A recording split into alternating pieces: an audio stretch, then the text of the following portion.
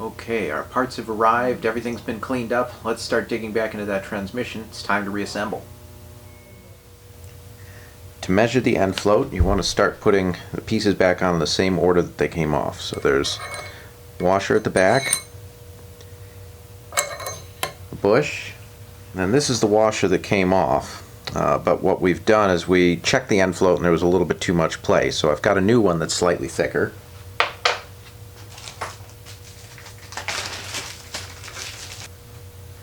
This should give us the correct end float. Next bush. Thrust washer here. I'm aware this means that we're going to have to take the circlip back off again because we need to put on the gears, but needs to be done.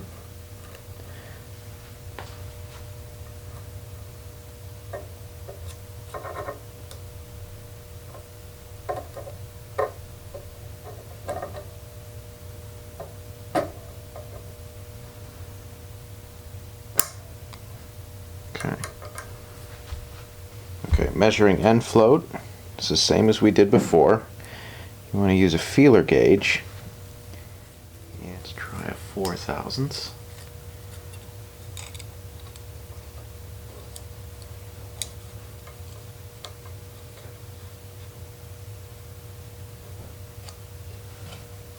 It's at least 4.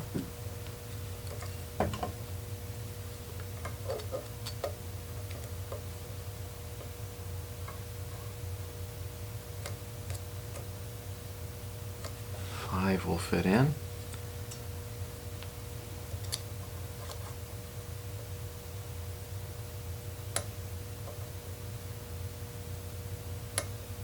6 is pretty tight. So we're between 5 and 6/1000. Let's check the spec. Okay, main shaft overall end float for this gearbox is between 4 and 10/1000. So we're somewhere in the 5 to 6 range, which is perfect. That's exactly what we wanted. And if you put this together and you have the wrong amount, what you'll want to do is take the washer that was in there before, measure it with a micrometer. When you get a reading on how thick this washer is, measure the end float, compare it to what you have in the shop manual for a spec, and then order a new washer that's going to be either slightly thicker or slightly thinner depending on what the appropriate size would be. That's how you get your overall end float.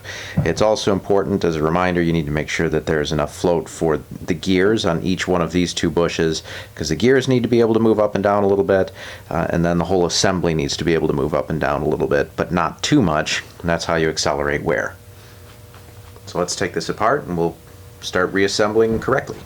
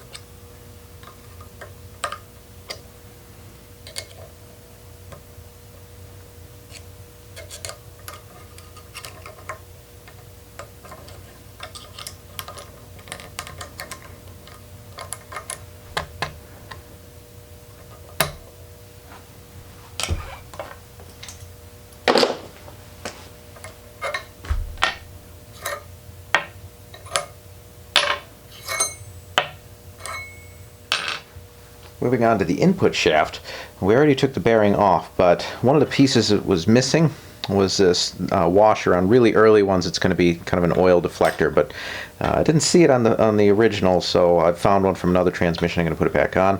We've got our bearing, the washer, and the circlip. It just goes on in that order, except that since we're overhauling it anyway, we're going to take this bearing, and even though it's probably okay, it's not all the time that you need to replace bearings in these. Since the gearbox is making noise, we're just going to assume they're all bad. I'm replacing bearings anyway. Make sure you use a good quality one. We've got that here, and now we're going to assemble it.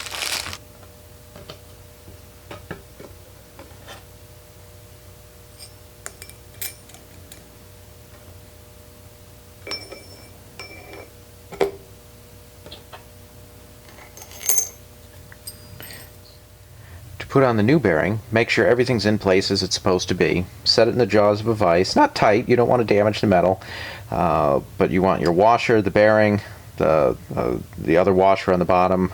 You don't need the circlip yet, you can fit that later. And then as it's resting, just tap it down. You want a soft-faced hammer, so rawhide, lead, something along those lines. Once the bearing's on, and by the way, make sure that everything's clean after you do that. You want the washer, followed by the circlip.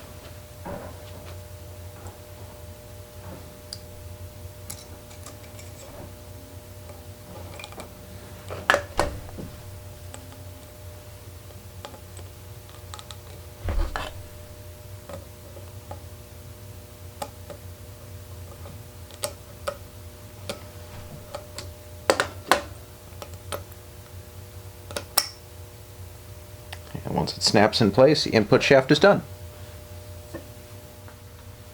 Okay, one thing to note about these new main shafts, if you end up replacing the one that you have, some of the pieces might not fit 100% correctly. So, for example, these half washers on the main shaft go in here.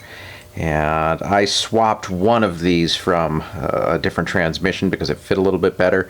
I couldn't get the gear to fit over the washers. So make sure all of the pieces fit correctly. If you don't have a spare gearbox, that's okay. Worst case scenario, you could take a little bit of emery paper to something that doesn't fit.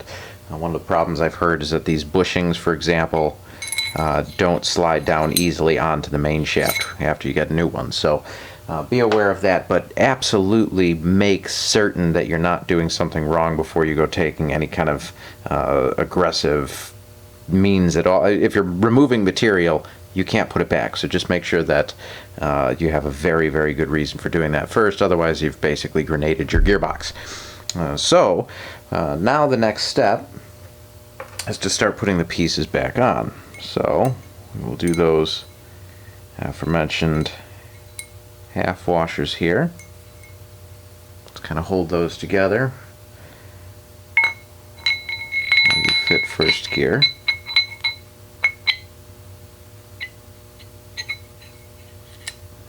And then those will be retained by that.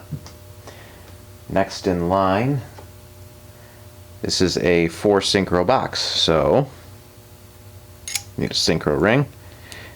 Test the fit on all of the gears. What you want to make sure of is that when you press it against the gear, that it has a nice positive locking action. If it doesn't, then you're going to have problems when you're going to shift gears later.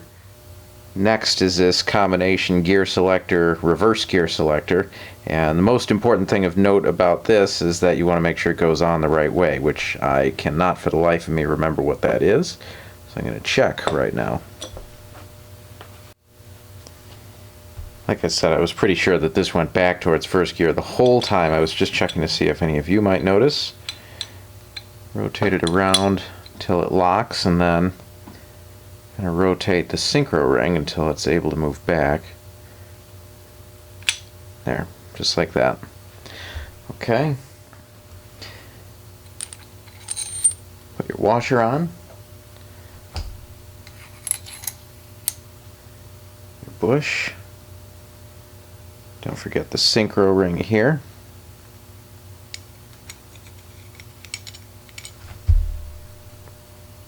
And your gear. The clue is that these teeth go towards the Synchro ring. It's always true for all of the gears. Okay.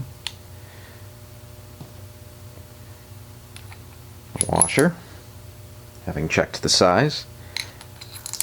Next gear. Facing the opposite direction. Thrust washer. And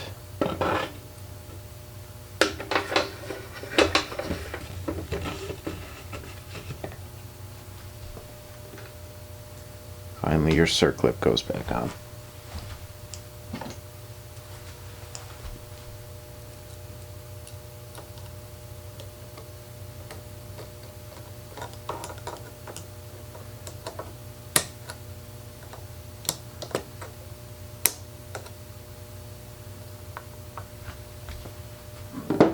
Technically what's going to happen is that you're going to have another synchro ring. You'll have the shifting mechanism on top of that. But if we go to put all that stuff in right now, we're not going to get this back in the gearbox. So set that stuff aside for now. This is how it came out. This is how it's going to go back in. Double check everything can move appropriately and that nothing's seizing up, of course. And you are good to keep moving. Okay, so now that you've got everything assembled, don't forget your thrust washer here. And what we want to check for is the end float on this first gear. There's quite a bit of play that you can get in it. I think the spec is somewhere between 4 and 13 thousandths, so it's quite a range. But what you basically do is just hold down on the thrust washer and then lift up on first gear and check it with the dial indicator like you see here. And you might find that you get just within spec there. See, it's going between 13 and 1. It's moved around a little bit, so that is right at the outer edge, but it looks like we are within spec. So, and then we're ready to keep assembling. For the lay shaft, and I'm not going to film all of this because it's going to take me a long time, but the trick is basically you get some grease, and of course if you're replacing these, which I don't even know if I had to, but then you have to have about 50 individually wrapped packages, so that's a thing apparently. But the trick anyway, smear some grease on the inside.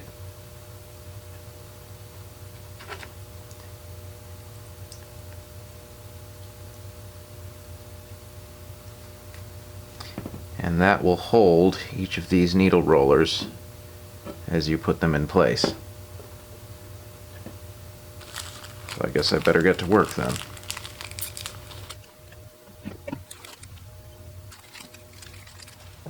Okay, I've opened up all the plastic bags. I don't know why, but these things came in individually wrapped packages. You don't have to replace these, but you know, they're pretty cheap, so you might as well. Anyway, if I didn't already say it before, the trick is to get just a little bit of grease and put it in there, and then they stick. And there are 25 that go on each side, so just count them as you put it in. That's 5. Sorry. When you finish this side, it's time to take your lay shaft. You could either use a wooden dowel, just find one at the hardware store that's the right size and cut it. You want it to be basically the length of the lay shaft. And what you want to do is, once you're finished, carefully work it in so that none of the needle bearings fall out. And this is what you're going to use when you're putting it in the transmission. This will keep it from flopping around. You move to the other side, do the same thing. Now you're at the point where you can start to reassemble the gearbox. First things first, you want to refit the reverse selector. It's a good idea to have taken it out for cleaning. You basically just tap it back in. Again, use a soft-faced hammer. Once you get it started, there's some threads on the outside. As you tighten it down, it's just going to pull the whole unit to the side.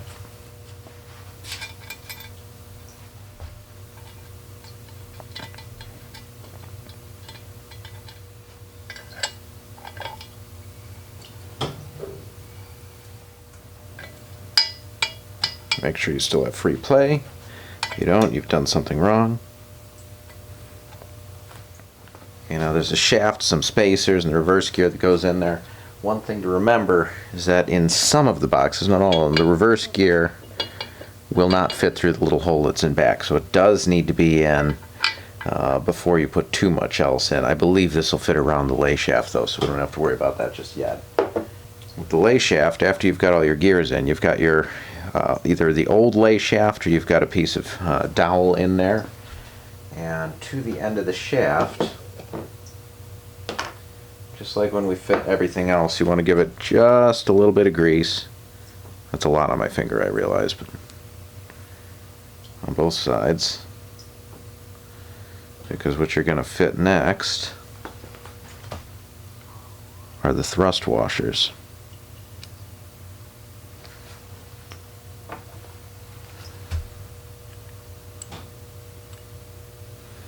If you've sized it correctly, I have, the lay shaft or the dummy lay shaft will be big enough to actually hold the thrust washers in place too. That way they don't fall out.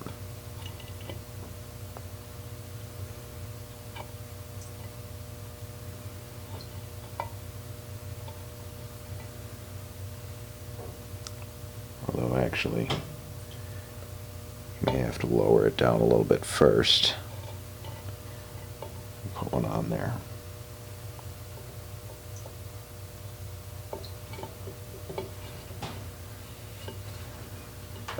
There's a tab at the top.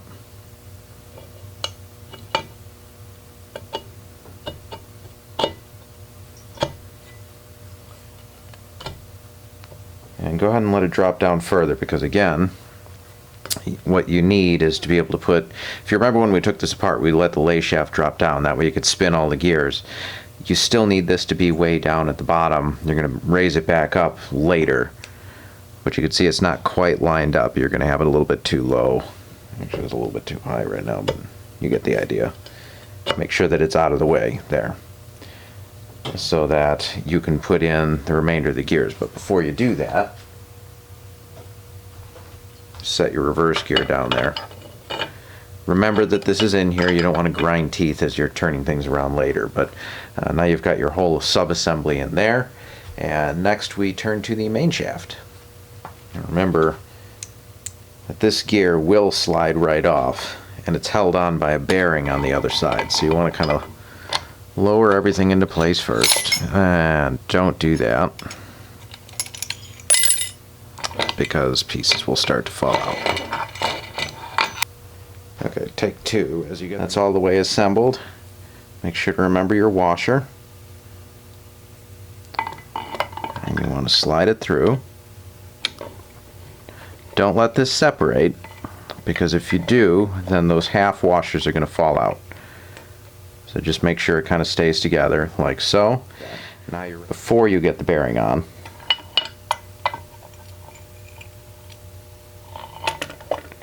Make sure that you get your Synchro in and your gear selector while you can still tilt it.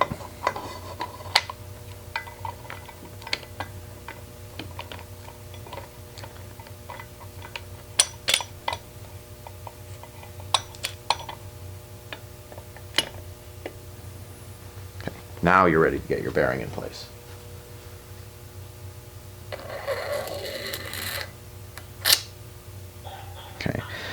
This should be pressed on. I'm going to take it upstairs to my press that I've just bought for this very purpose. If you don't have one, technically, I guess you could put some kind of plate in, keep the main shaft from moving, hammer it in very carefully, but seriously, it's not worth the work. If you're ever going to do this more than once, get a press. They're not that expensive. You don't even need a good one, just a press that's going to push it enough in a straight line without putting any undue stress on it, but that's basically what you want. So let's take it upstairs, we'll get that done. Now to assemble the transmission, and again, you can do this with a hammer, but the press is really the right tool. What you want to do is you're trying to force the bearing into the casing at the same time you're trying to force the shaft down. So if you let the shaft move upwards too much, the gears are going to interfere. You might snap a tooth. Just be careful that nothing is located in the wrong spot where you're going to get interference. Go slowly when you do this.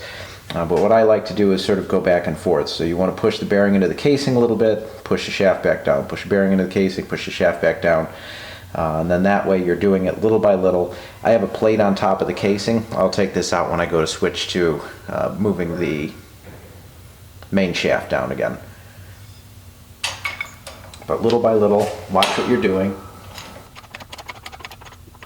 And by the way, the whole time that you're doing this, first gear here, remember you have your two half washers in it. So once in a while, just lift it slowly, make sure that it goes all the way back up into place. You can rest assured that your half washers haven't fallen out. As long as this stays vertical, that shouldn't be an issue, but again, something to kind of keep an eye out for. If you've got your gear selector here, this is going to run out of wiggle room. It's going to foul on the lay shaft gear, so you don't want to go too far before you just check, make sure there's still a little bit of movement. Let the pressure off, and then you can push down on the shaft a little bit. Again, kind of go back and forth. There's probably a Churchill tool to do this in a better fashion, but I don't have it, so we work with what we've got.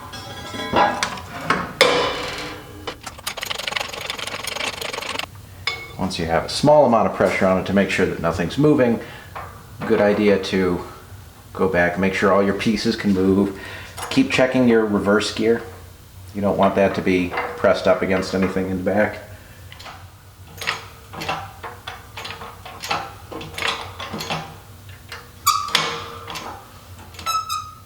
You'll notice what I'm doing is I'm moving the bulk ring, or some people call it synchro ring, kind of moving it back and forth, because as the shaft presses down, you need to make sure this slots in, or it's going to get in the way and it's not going to go into place.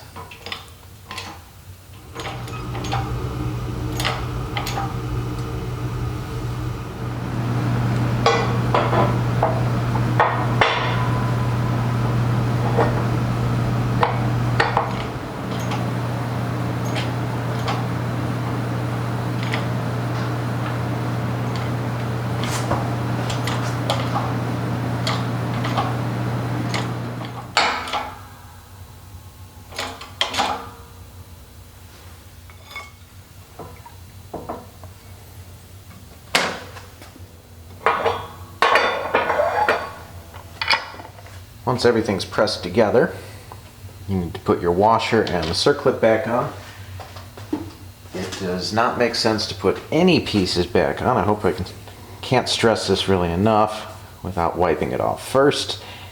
Doesn't matter how unimportant it seems, you want to make sure that you do that, because if you're not going to take the dirt off the piece, you may as well not put the transmission back in the car. You're just going to have to pull it right back out again after it breaks.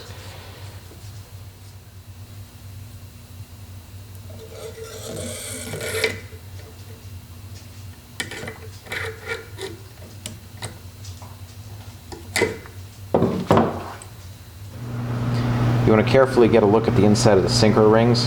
If you see a piece of dirt, make sure you have a sharp tool. Don't press really hard, but you just want to make sure that you work the dirt out of there. If you don't, then what you're going to end up with is it's going to scour the face of this surface here. You're going to end up with lines just from dirt getting in there. You're going to end up with a rebuild really quick. So first, make sure that it's clean. Just give it a wipe out. Make sure that you've gotten everything off of it, and then do a press fit. And it should be a nice positive grip on the, well, any gear really, but before you go and put these synchro rings on, just a reminder, go ahead and check, make sure that they're actually going to do their job. Let's go over to the press. Make sure you fit a new bearing on the top. Don't forget to install your synchro ring. Actually, the synchro ring you can let slot in on the shift hub. There we go.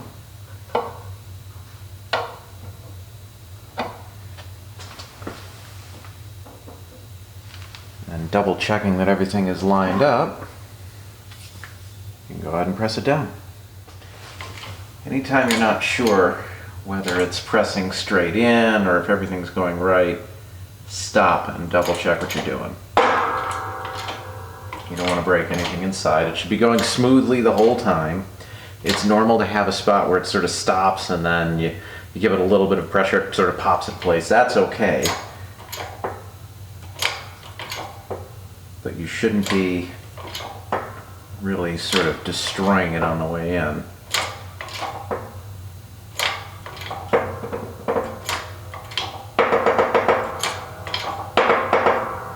Just be careful. Every once in a while probably not a terrible idea to release some of the pressure. Just make sure everything still spins okay. You don't have any binding. The reason you want to release the pressure first is because if you don't, you're putting your hand in here, you can really hurt yourself. Bearing. And then when you're done, you want to make sure that all the pieces rotate freely. You don't see any chipped teeth or anything wonky like that. The feel should be good in terms of the shifting mechanisms. Again, always watch out. You've got this reverse gear that you haven't really put into place yet. You've got the lay shaft at the bottom you haven't really put into place yet. So just make sure all of that is out of the way as you're pressing these things together. But technically what holds it together is these two bearings being pressed into the body, and then you've got a piece on either end of the gearbox that keeps the bearings from coming out. So that's basically the gist of it. So at this point it's more or less just some reassembly of what we've already seen. We'll go through that briefly and then call it a day. And the concept here is that we are going to move the lay shaft into position. You can maybe see, let's see. You can kind of see a half circle there. It's not lined up, and that's okay. That's as it's supposed to be. And what we're going to do is put it where it's supposed to be. This is why the dummy lay shaft is so important. Well, through the magic of film, the card that I'm using in the camera stopped recording some of that. It's okay, I didn't do anything important, but basically got the old lay shaft out, pushed a new one in. This is the back of the gearbox, so you want it to go in that way. Make sure you clean everything off. It's a little bit of a problem kind of getting it to go in. You have to line it up. If you need to, you can kind of rotate the main shaft a bit. That kind of gets the gears loose. Then we put in reverse gear. You want to start by getting the actual gear lined up. The teeth part of the gear is towards the back of the transmission. The part that's the selector shaft holds is towards the front. And put the shaft in, make sure that it slides back and forth using the selector. That's going to be important later, you know, if you want to use reverse or anything. And then put a screw in through the side. The shaft will have a hole to accept the screw. That's what holds it in place. And you can usually look through the screw hole with a flashlight, and if you need to move it up or down a little bit, you can use a screwdriver. But the bolt that holds it in place anyway has a tapered end, and so that helps to kind of square everything up. So that's where we're at now. Same thing, make sure that you clean it off, but don't forget the spacer. And then we are ready to start reassembling some major components. So we're going to put the, if you don't have an overdrive, the tail shaft goes on now. So you'll need to put on the speedometer drive gear. I think there's a circlip that holds it in place. A gasket, and then tail shaft, and then you can start to deal with the stuff at the end. There's a seal, I think. Then you get your gun out and you zip back on the end of it. So that's that. If you've got overdrive, keep watching. But that's kind of where we're at now, and we're ready to just start putting back the major components. Keep watching, and we'll show you how to do the rest. Right now, the next thing that we're going to do is obviously put these back in.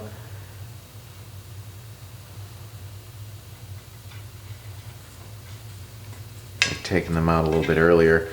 A note on some sealants. So in a moment we're going to be putting everything back together, and it's ideally what you would do is that you would take everything to a machinist, have them put a perfectly flat surface on this, because you can see there's a little bit of rust pitting. This is made of cast iron. Over time you're going to get some pitting. The surface that's going to be mating to it is made of aluminum, and so as a result you're not going to have a perfect surface that you started with. And since we're not going to take it to a machinist, and I doubt you are, there's going to be some gaps, some tiny gaps. You can maybe even kind of make out some scratches in this, and what you want to do is use a gasket sealant of some kind. Now, we talked earlier when we were disassembling this, I really don't recommend silicone sealant. what's going to happen is that it's going to squeeze out when you tighten everything down. Everybody always uses too much of it, and you could potentially ruin something on the inside, especially if you have an overdrive in the engine. If you're using silicone sealants, you can block an oil passage and really quickly cause things to get damaged, so I don't really recommend that. Whatever you do use, I don't have a favorite sealant, but whatever you do use, just make sure that you use it sparingly. This is not something that you should be glopping on, because you're just going to make a mess inside of the gearbox.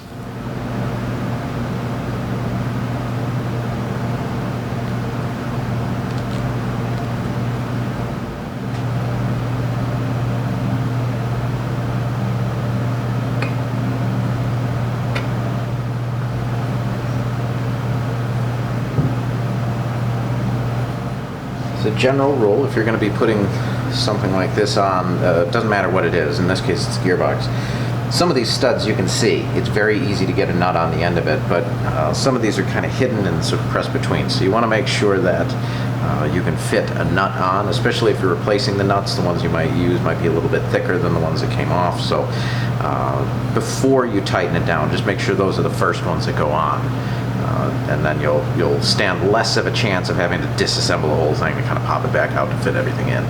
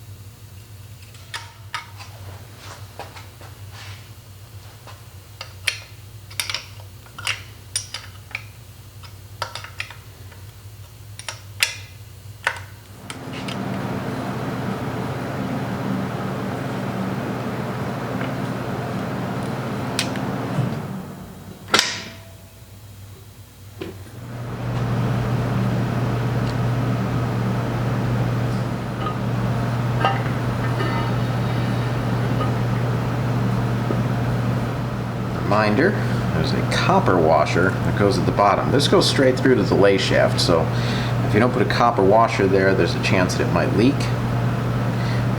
And one other thing you can do if you really feel the need to is you can put some kind of a sealant on the threads as well. So.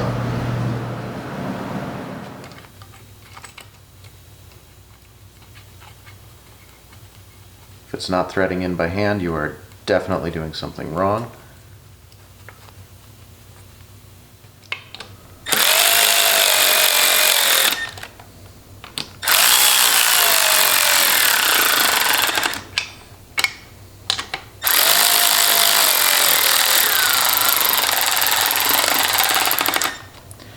It's a good idea to get the bolts just started. I'm not squeezing the trigger very hard on this. Get it all the way down though, and then tighten them in a star pattern like you would with lug nuts.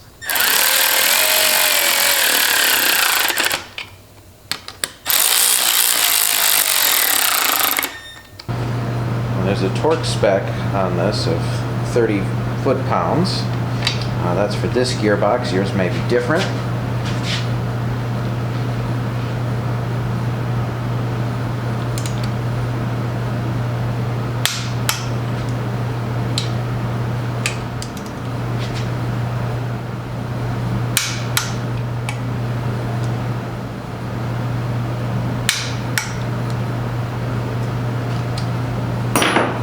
Just a pro tip, when you're finished with your torque wrench, make sure that you unlock it and undo the torque, and that'll help to keep it accurate.